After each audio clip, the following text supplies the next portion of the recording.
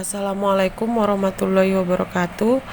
Baiklah, untuk pertemuan kali ini saya akan menjelaskan sediaan aerosol, di mana sediaan ini merupakan sediaan yang paling sering kita temui untuk kehidupan kita sehari-hari serta untuk mengatasi pasien-pasien asma yang kegiatan kita sehari-hari itu dapat kita lihat untuk obat semprot nyamuk, untuk deodoran. Nah, itu yang kita semprot-semprot itu namanya sediaan aerosol.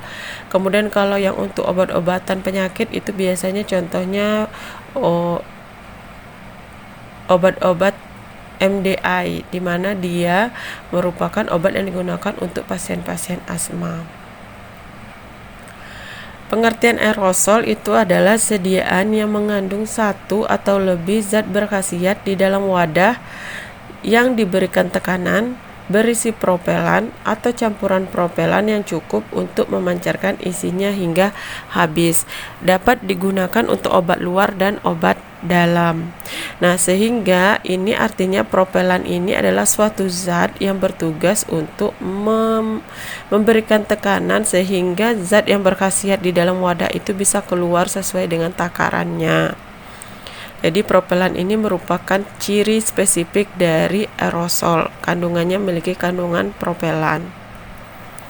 Keuntungan dari sediaan ini adalah efektif untuk gangguan pernafasan.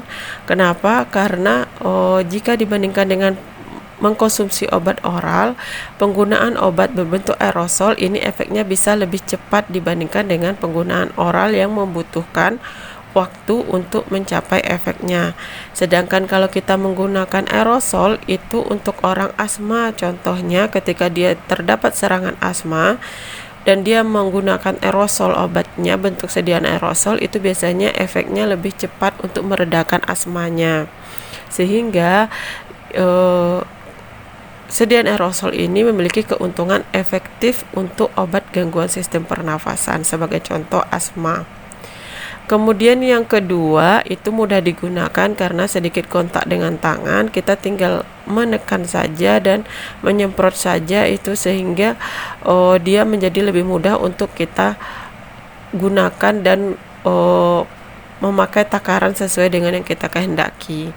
Kemudian wadahnya tertutup kedap sehingga dapat mengurangi kontaminasi dengan lingkungan. Jelas ya, kalau sudah kedap berarti dia tidak akan ada kontaminasi dengan lingkungan seperti bakteri kah atau yang lainnya.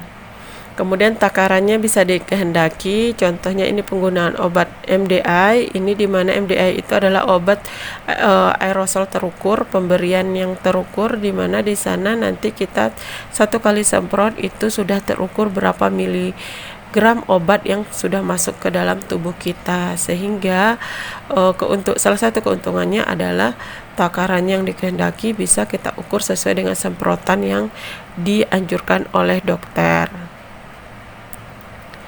Nah, jadi ini MDI tadi yang saya sebut MDI tadi. Jadi dia ada dua jenis. Untuk aerosol ini ada bentuk MDI. MDI ini biasa cenderung kita gunakan untuk obat-obat orang asma, pasien asma. Kemudian ada cooling 5, ini contoh yang lainnya, semprot yang lainnya. Dan yang pemakaian sehari-hari ini contohnya Baygon. Nah, jadi segala sesuatu yang disemprot yang menghasilkan butiran-butiran kecil, kemudian dia menghasilkan udara yang menyebarkan zat aktif ini, nah itu adalah sediaan aerosol. Bisa juga kita gambarkan bentuk contoh lainnya, yaitu parfum yang kita pakai semprotan, kemudian deodoran dan lain-lain. Itu adalah contoh dari sediaan aerosol. Kemudian apa saja yang penyusun dari katup ini? Dia akan terdiri dari aktuator, valve, propelan, produk, dan kontainer. Jadi apa saja yang menyusun dari valve ini, yang sebagai dimana dia berperan sebagai selang untuk pengeluaran zat aktif nantinya.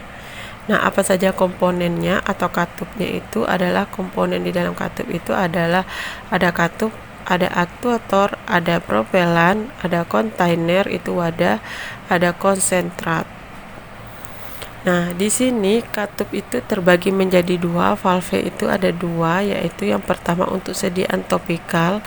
Ini biasanya hanya digunakan untuk bentuk biasa saja, sehingga yang seperti ini bentuknya. Nah, kebayangkan kalau ini baygon kita buka, kita akan ketemu bentuk seperti ini yang dimana dia nanti berperan dalam proses pengeluaran zat yang di dalamnya.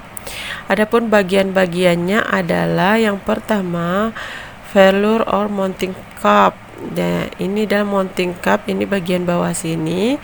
Nih bawah sini. Nah, dia berperan sebagai tempat pemasangan katup wadah. Jadi ketika kita tutup ini ya, kita tutup biasanya kita kedengar bunyi klek. Nah, gitu, nah klek gitu. Nah, jadi atau kita ketika kita nutup itu meletakkan tutupnya maksudnya. Tadi saya salah menjelaskan, yaitu jadi ini mounting cup yang pada valve, komponen valve untuk sediaan topikal itu yang bagian bawah sini ini mounting cup nih ya. Ini dia untuk meletakkan penutupnya. Nah, biasanya dia terbuat dari timah, aluminium dan kuningan. Kemudian ada housing. Housing ini rumahnya atau tempatnya dari valve tersebut untuk mengeluarkan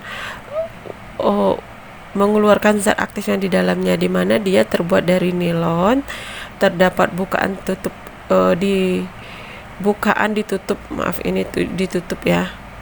ditutup pemasangan. Di sini hotim ada bukaan ditutup pemasangan, ukurannya adalah ini. Sebentar, saya sedikit kesalahan di sini. Ini bukan inci tapi ini sentimeter. Oke, terus next kita lanjut lagi. Kemudian stem atau batang. Ini stem. Nah, batang di bagian atas. Nah, dia terbuat dari nilon, kuningan dan stainless steel, di mana di sini dia ada lubang. Ukurannya lubang tersebut adalah 0,033 atau 0,076 cm. Nah, disinilah nanti akan keluar zat aktif yang ada di dalam kaleng.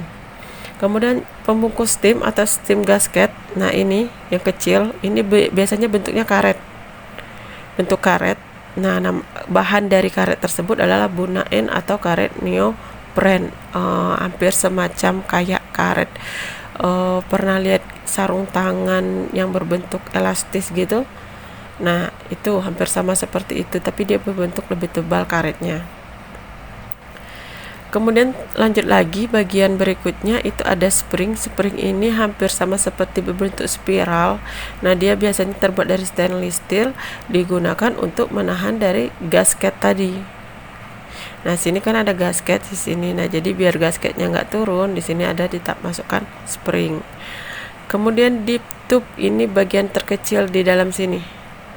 Nah, jadi dia terbuat dari polietilen dan polipropilen, di mana dia nanti tugasnya adalah menarik zat untuk ditarikkan ke luar tabung. Nah, itu adalah untuk sediaan topikal. Kemudian ada bagian lain dari ini pertama valve kita bahas dulu. Sekarang kita bahas aktuator yang bagian pucuk atasnya. Nah, bentuknya ini macam-macam aktuator.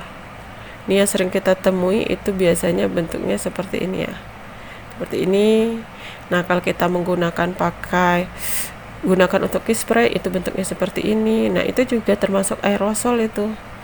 Nah, kemudian aktuator ini adalah suatu tombol yang dirancang khusus untuk membantu pengiriman obat dalam bentuk yang diinginkan, seperti semprotan.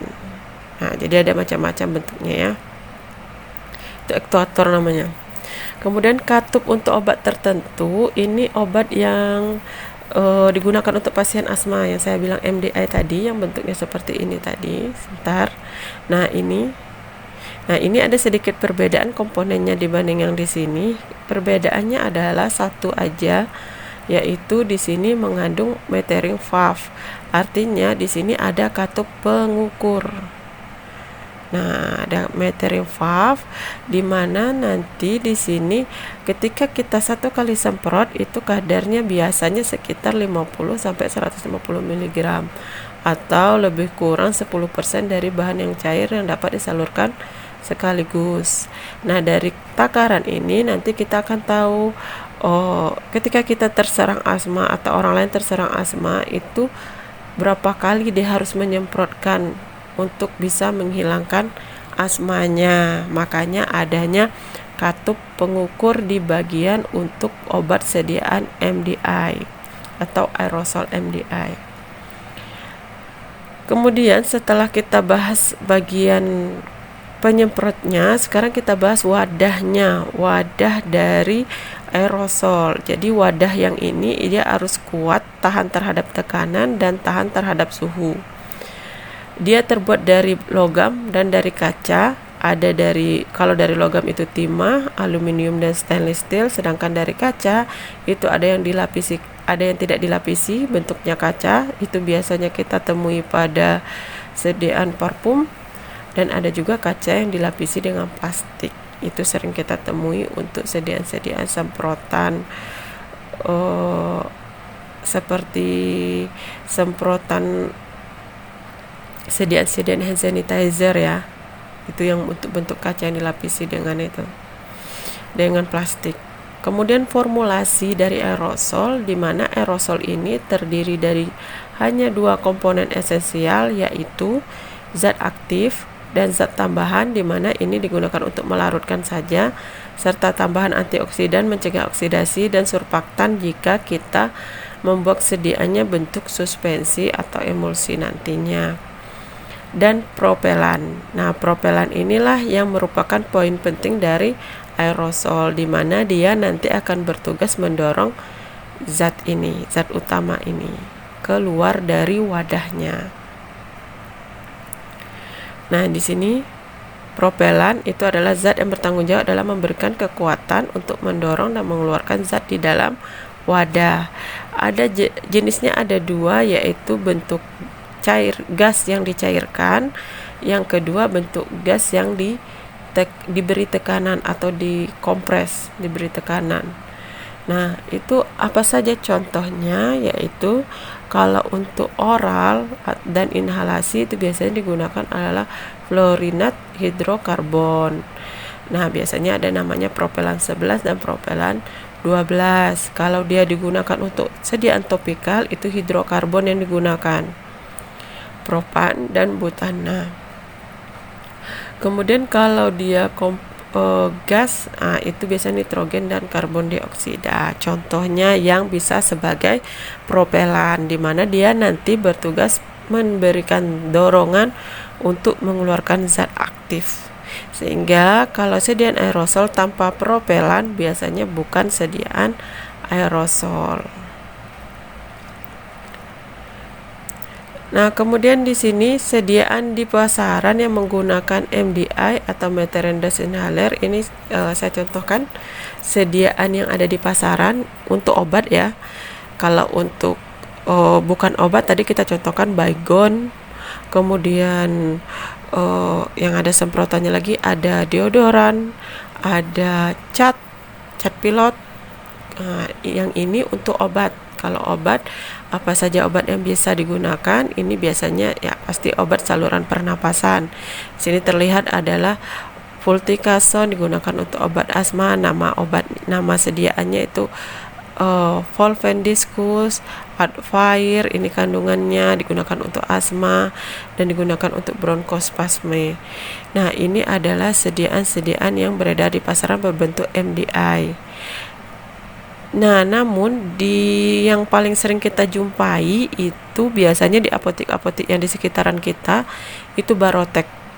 Nah, jadi kalau ini biasanya paling umum dicari. Nah, cuma di sini ada tuh takarannya. Kalau dia menyemprot 1 kali itu kadarnya sudah ada di sini, sehingga dokter nanti akan memberikan informasi ke kita berapa kali semprot obat yang digunakan, karena di sini kan sudah ada berapa sih dosis yang akan keluar ketika kita 1 kali semprotan. Ini Barotek ini paling umum digunakan pada pasien asma ya, paling sering. Nah, kemudian evaluasi sediaan. Untuk sediaan aerosol itu evaluasinya adalah derajat semprotan, uji kebocoran, dan pengujian tekanan. Kenapa ini penting? Karena ketika ini terjadi kesalahan, maka sediaan aerosol tidak dapat digunakan atau jumlah semprotannya akan menjadi tidak sesuai dengan dosis yang kita harapkan. Hal ini akan berakibat pada keracunan pasien atau malah menyebabkan kematian pada pasien. Sehingga jangan lupa penggunaan sediaan aerosol itu harus sesuai dengan petunjuk dokter. Bagaimana kita mengukur derajat semprotan? Itu adalah dengan cara pilih tidak kurang dari 4 wadah. Jadi kita ambil 4 sampel, kemudian tekan ekuatornya atau bagian atas dari untuk penyemprotan itu selama 2-3 detik. Kemudian timbang wadahnya. Jadi kita timbang, kita siapkan wadah, kemudian kita semprotkan ekuator ke dalam wadah tersebut selama 2-3 detik. Setelah itu kita timbang. Setelah itu kemudian kita celupkan lagi dengan penangas air untuk mengembalikan berat wadah ke penangas air. Tadi kita keluarkan dan keringkan. Kita ulang lagi dengan ekuatornya selama 5 detik. Lalu timbang lagi wadahnya. Lakukan 3 kali pengulangan. Kenapa harus 3 kali pengulangan? Karena tujuan dari kita melakukan percobaan itu harus melakukan pengulangan itu adalah untuk memastikan bahwa apa yang kita kerjakan itu sudah benar, sehingga meski diulang berapa kali pun itu nilainya tidak terlalu berubah secara signifikan, sehingga kita sebagai pelaksana praktikum atau kegiatan pengujian sediaan itu biasanya untuk percobaan itu tiap percobaan biasanya dilakukan minimal 3 kali pengulangan. Kemudian kita hitung derajat semprotannya rata-rata dalam gram per detik. Jadi kita timbang gramnya tadi dari ini kan 2-3 detik. Ini enggak ada rumusnya, kita langsung saja kita timbang wadahnya, berarti dari wadah tadi berapa gram, berarti itulah adalah derajat semprotannya. Gramnya berapa dibagi dengan detiknya. Kemudian yang berikutnya uji kebocoran. Di sini adalah untuk menguji kebocoran wadah. Wadah di mana caranya adalah 12 wadah. Catat tanggal dan waktu. Pembulatan sampai setengah jam. Timbang wadah satu persatu. Catat bobot dalam W1, kemudian wadah dalam posisi tegak. Ini catat dalam timbang wadah yang kita gunakan tadi satu persatu. Kemudian wadah biarkan posisi tegak tidak kurang dari 3 hari pada suhu kamar. Timbang lagi wadahnya setelah 3 hari. Kemudian hitung waktu percobaan dan catat waktu sebagai T dalam jam satuannya. Nah, hitung rumus derajat kebocoran dengan rumus seperti ini. W1 dikurang W2 dikali 365, ini adalah hari, dibagi T dikali 24 jam. Kenapa ada 24? Karena T-nya satuannya dalam jam. Sedangkan kita kan penggunaan kita kan enggak 365 hari. Kita kan cuma menggunakan pengamatan hanya 3 hari. Sehingga ini ada 365, ada 24. Dibagi bobot dan tertera pada etiket. Pembacaannya bagaimana? Pembacaannya adalah jika sediaan memenuhi syarat, jika nilai derajat kebocorannya tiap tahun dari 12 wadah tidak lebih dari 3,5% dan tidak satu pun yang bocor lebih dari 5%. Ini berdasarkan hasil hitung ini ya. Kemudian jika satu wadah bocor lebih dari 5%, kita tambah lagi wadah yang lain untuk memastikan bahwa apakah benar seluruh wadah itu bermasalah. Ini kan cuma sebagai sampel percobaan saja yang 12 di awal. Jika di sini gagal, kita lakukan 24 lagi untuk wadah lainnya, sehingga dia akan memenuhi syarat ketika total ini sama ini itu tidak lebih dari 2 wadah yang bocor lebih dari 5%. Tidak satu pun yang lebih dari 7% per tahun dari bobot yang tertera pada A-tiket. Jadi itu adalah cara pengujian kebocoran. Pertama 12, kemudian kita tambah lagi 24 jika masih 12 masih terlihat kebocorannya lebih, kita tambah lagi 24 dan yang terakhir kita bandingkan ke 36-nya bagaimana. Itu cara menghitung derajat kebocoran. Dan terakhir ini pengujian tekanan, ini biasanya kita gunakan ada penggunaan alat tersendiri untuk mengukur tekanan. Jadi ini tidak bisa diukur secara manual. Jadi kita ukur dengan menggunakan alat pengukur tekanan. Sistem pembuatan aerosol itu ada 2 sistem. Yang pertama sistem 2 fase, yang kedua sistem 3 fase. Kalau 2 fase biasanya ada gas cair atau gas padat. Contohnya cat, deodoran, dan spray. Ini biasanya kita gunakan untuk sediaan-sediaan yang gunakan sehari-hari seperti baygon, cat dinding yang ada yang disemprot cat pilot itu, kemudian deodoran. Nah, itu sistem 2 fase biasa digunakan. Nah, sedangkan sistem 3 fase ini biasanya digunakan untuk sediaan-sediaan yang untuk pengobatan, contohnya MDI. Jika dia gas, ada cair, ada padat. Sehingga kalau seandainya cair dengan padat ketemu itu biasanya disuspensikan. Kalau cair sama cair ketemu itu biasanya diemulsikan. Nah, itu adalah sistem pembuatan aerosol. Jadi ada 2 jenis. Kalau sistem 3 fase biasanya untuk penggunaan obat. Kalau sistem 2 fase biasanya untuk penggunaan sehari-hari. Namun ada juga sistem 2 fase yang digunakan untuk obat. Itu biasanya kita contohkan obat-obat spray untuk obat-obat untuk topikal, sediaan topikal. Jadi bukan untuk sediaan yang diberikan melalui paru-paru atau melalui mulut, disemprotkan pada mulut. Nah, itu adalah sistem dari aerosol. Demikian penjelasan saya tentang aerosol, semoga dapat dipahami. Saya akhiri. Assalamualaikum warahmatullahi wabarakatuh.